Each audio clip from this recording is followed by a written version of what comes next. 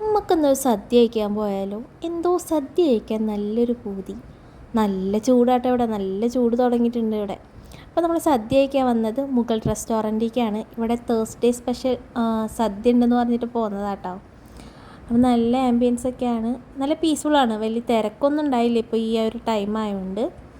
അപ്പോൾ family section ഉണ്ടെങ്കിൽ പോലും അവിടെ കുഴപ്പമില്ല, ഒരു തിരക്കില്ലാത്തതുകൊണ്ട് നമ്മൾ താഴെ തന്നെ ഇരുന്നു കേട്ടോ. അപ്പോൾ പരിപാടികളൊക്കെ തുടങ്ങി, ഇല വിരിച്ചു, ഓരോരോ കറികൾ വന്നു.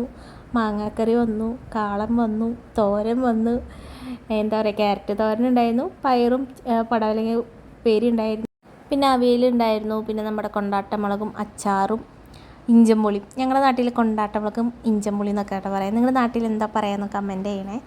പിന്നെ നമ്മുടെ പപ്പടം വന്നു, ചോറ് വന്നു, പിന്നെന്താ പഴം വന്നു, പഴം ഉണ്ടായിരുന്നു എക്സ്ട്രാ.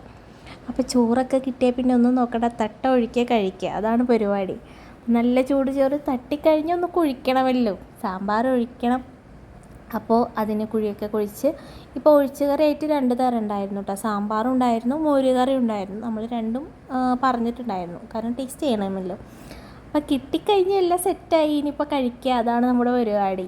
അവിടെ ഒരാൾ തുടങ്ങി, ആ രസം വന്നു കേട്ടോ അതിൻ്റെ ഇടയിൽ.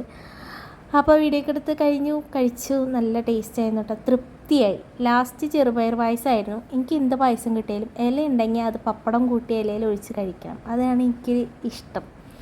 അപ്പോൾ തൃപ്തിയോടുകൂടി കഴിച്ച് ഇനി നമുക്ക് വീട്ടിൽ പോയി കിടന്നുറങ്ങാം, അതാണ്. അപ്പോൾ അടുത്ത വീഡിയോ പിന്നെ കാണാം. മുകളിൽ പോയിട്ട് കഴിച്ച് നോക്കണേ.